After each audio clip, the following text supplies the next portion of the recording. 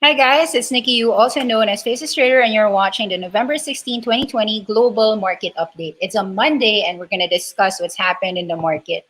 I'll read some headlines. Asian stocks hit record peaks as vaccine hopes dampen virus fears.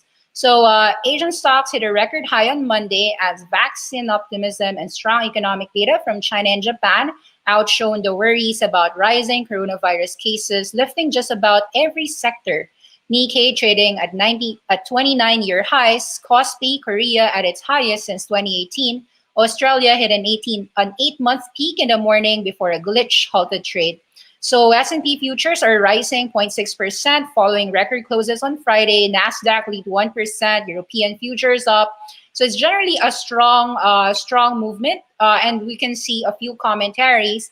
There's just mountains of cash on the sidelines waiting to be put to work. And since we've got this vaccine news, as well as diminished risks around the US elections after the Biden presidency, all of this translating to a flight of to equities going all-time highs.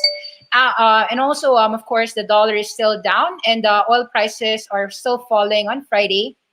A few reasons to be cautious. The flow-driven gains, despite plenty of reasons to worry, Donald Trump is still digging in for a drawn-out transition to President-elect Joe Biden.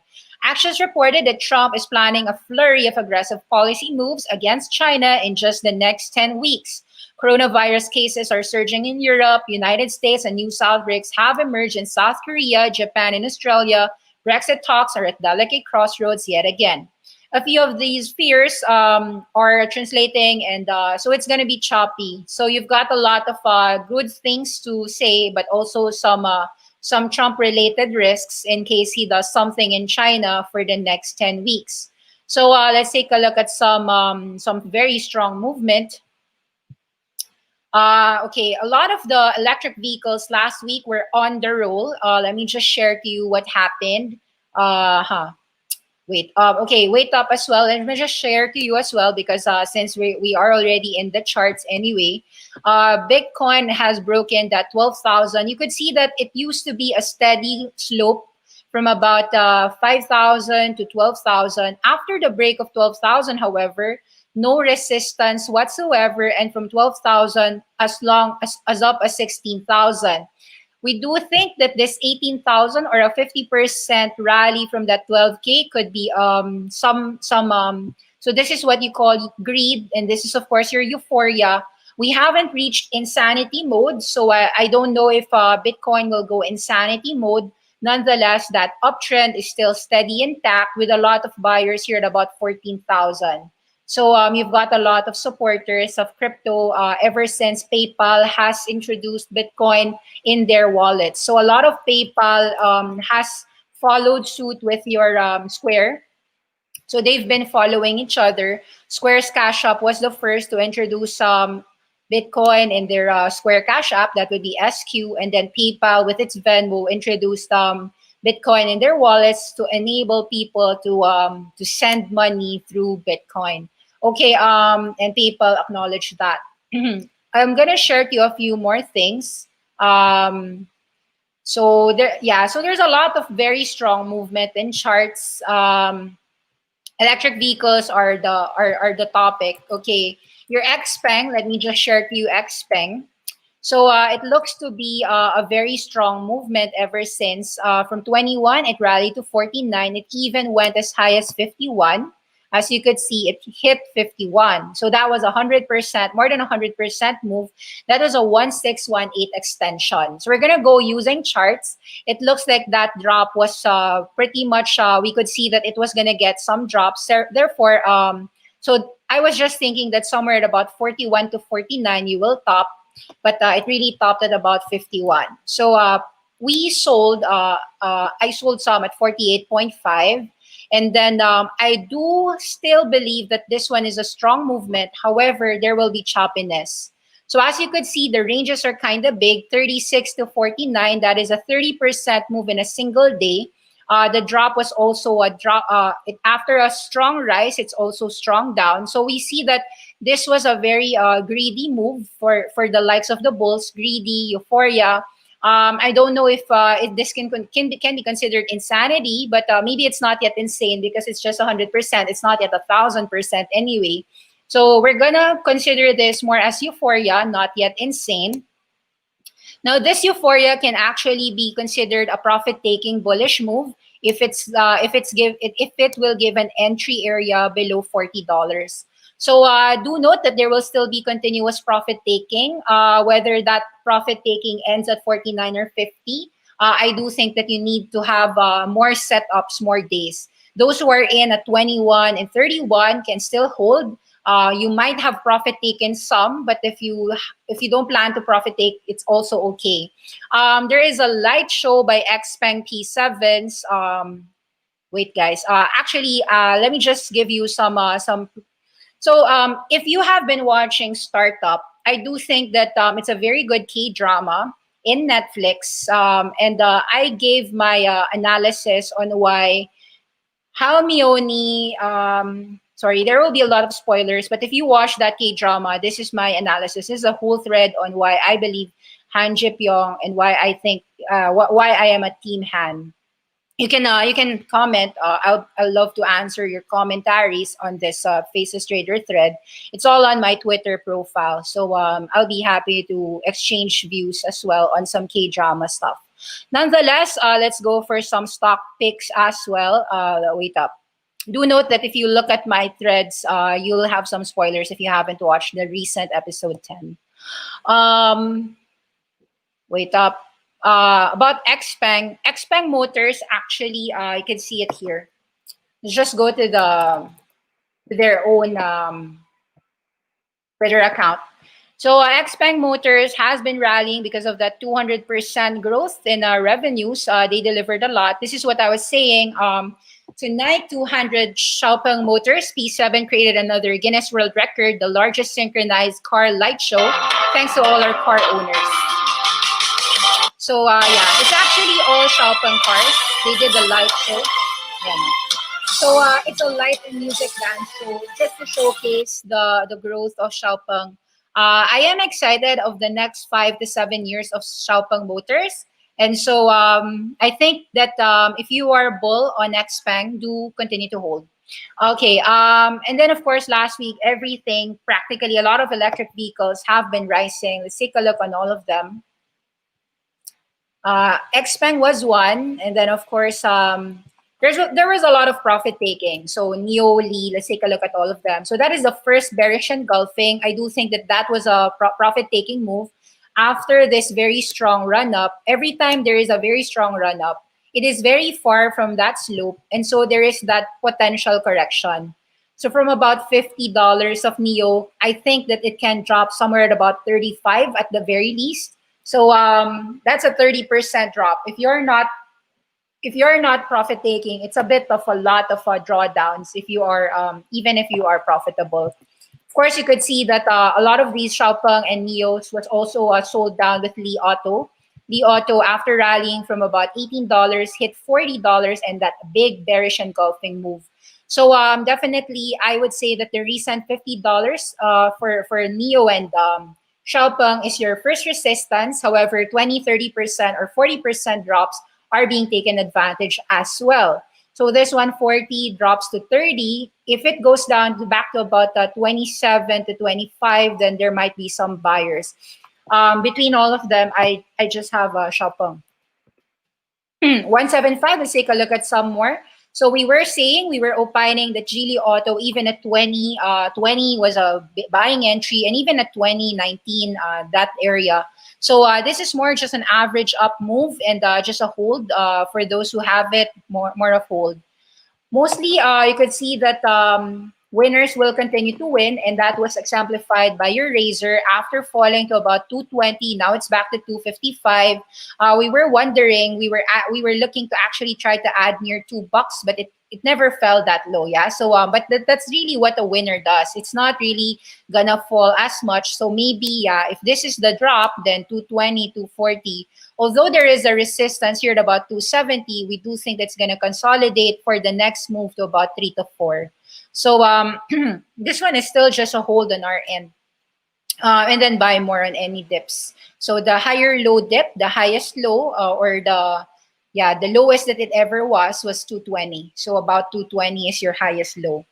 Higher low. What else can I say? This one is interesting in my view. So Lordstown Motors. Lordstown Motors is a SPAC, ticker symbol RIDE. It finally had said that it's already RIDE. That's why from DPHC, from Diamond Peak, it's now Lordstown Motors, changed ticker name. And actually, we saw the same thing happen to QuantumScape. These are part of your electric vehicle trend. Rallied from 10 as much as $30, $40. This is a Steve Burns company. It is also the same founder of Workhorse. So I do think that this is a play on electric vehicle trucks. This was a very strong move, higher lows here at about 12. So we are seeing that it double bottomed at 12. This is a flag, typical flag at about 16.5. I do think that Lordstown Motors can go as high as 25. So this one looks to be a buy signal for those who are taking a look at some electric vehicles. There were a lot of electric vehicles. I could answer you depending on what your questions are. But let me see first if there are comments, if any. Your thoughts on Virgin Galactic and DraftKings? I'm not touching Virgin Galactic. SPCE right now is trading at about $20, I think. It's a bit speculative for my taste. I mean, it can go $40 or something, but it's just I'm not too bullish. I'm not aware. I'm not too. It's just a trade. I mean, I could just trade it as a range, but I don't like the trade. So it's a 17 to 27 range for Virgin Galactic. I'm bullish on your. Okay, last Friday actually, this was also a very strong movement. Your KCAC. So your KCAC went up because they finally got the. So what's happening is actually when the company has been rumored and then it has been finalized, KCAC is going to be QuantumScape. There's really a very strong 40-50% move. So we've seen that on KCAC. I do think that other SPACs would follow suit.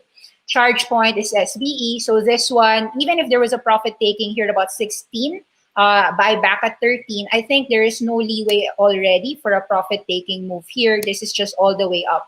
So take note for a lot of us SPACs. They go up, and then there's always a repeat entry. And this one actually, Velodyne LiDAR, after some good numbers, I do think that it's already bottomed at 13, 14. Take a look at this. From about 10, it rallied to $30, fell down to 13, 14. This one goes back to about 20 in my view. So 14 below is a buying entry. And then 16 selling, 20 selling. You've got a lot of strong IPOs. Unity and Palantir went all-time highs after recent earnings moves. So this one is still just a buy and hold. Any dips of Unity will still be bought. So just continuously going up. This one can go 5x, 10x in my view. So I'm more of a bull on your Unity. So very strong movement. Any dips of Unity is a buying entry. Palantir, the same thing. Very strong moves as a public company. I thought that it will still consolidate, but it looks like it's not consolidating. It's just going to keep on going up. So despite of almost a 100% rally already, you'll notice that both Xiaopeng, Palantir, these are our top winners. I do think that there's no seller. There's not a lot of sellers, such that this one is creating a flag. So instead of selling, probably buy more. Profit taking at about 50-70% is not advisable because if it's going to go 500%, why profit take early, right? So let's try to see if there will be flags on your Palantir. Looks good. Unity and Palantir. The question was Virgin Galactic and DraftKings. DraftKings went something like $40. Roundhill reported, shared a tweet on DraftKings. I feel that this one is expensive, a little expensive for my taste. However, the bulls who got in early, say $20 below, they probably still are holding on to their winners. But entering this at these levels, it's a bit too high for my taste. Just personal opinion. What do you think of Alibaba? I answered already Unity and Palantir. I think it's a add more. Thoughts on Alibaba? Alibaba might actually sleep for about 3 to 6 months. So Alibaba has a clear resistance of about $280, very strong resistance. Um, it had the support before this 263 level, but that was because they thought that Alibaba had that Ant Group immediately. So actually, you'll notice that the Ant Group financial, it was being priced a 50% move from $200 ever since then. Ever since the news, it rallied to as high as 320 or 60%. Current level of Alibaba is just to throw down all that bullishness on Alibaba's Ant Group and to price it at a lower price if it's gonna take about 6 months in regulations, more regulatory scrutiny, and more big trust, antitrust policies for Alibaba. You've got potentially, in my view, a potential buying accumulation area at about 260 to 230.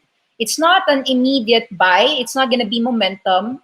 I think that you have from about November all the way to February a chance to accumulate 260 to 230. It is a secular uptrend. However, if you have like 2 months, 3 months to wait it out, then it's not an immediate, it's not a buy. You don't need to hurry. What's the buying price for Facebook, Palantir, Unity, Disney, and Alibaba? Answered already. Alibaba, it's about 260 to 230. Facebook is about 275 to 250. Palantir, buy more at 1450 below. Unity, buy more at 105 below. I hope that you can enter. I'm not sure if you can enter that level if you still haven't. Disney, it's an average up for me at about 135. Thoughts on Neo's short selling? I would agree with the short selling if they are shorting Neo at $50 because Neo is now trading at a higher market cap. It's now trading at 55 to 60 billion dollar market cap, and it's not as. I don't think that paying a premium as this early for Neo is warranted. I mean, I understand. I like electric vehicles. I think it's a 4-year, 5-year kaboom. So meaning it's gonna still go higher 2025, but some profit taking is warranted. Meaning from 50 it can go 35. That's all profit taking. It's not a selling. It's not a sell. It's just people taking profits. Beyond Meat versus Tattooed Chef. I like both. I have both. I wouldn't want to. I don't want to like assume that Beyond Meat is the better counterpart because Tattooed Chef is priced very low as well. So I'm okay with both. Okay, guys. Thank you for watching the channel, and please like and subscribe, and probably watch. Probably check out my Faces Trader threads here. I do share a lot of stuff. Sometimes there's some K-drama that I share, but yeah, actually, I really like this K-drama startup. You learn a lot even for your investments if you need to. You have to understand cash burn rates. You have to understand if the company will have a revenue, will it scale, all those models. It's kind of, it's good. Can help. Wait, sorry, I flooded it with a lot of Hanji Pyong. Wait up. To give you some news bits. Did I share any news here? Xiaopeng, mostly Xpeng, yeah.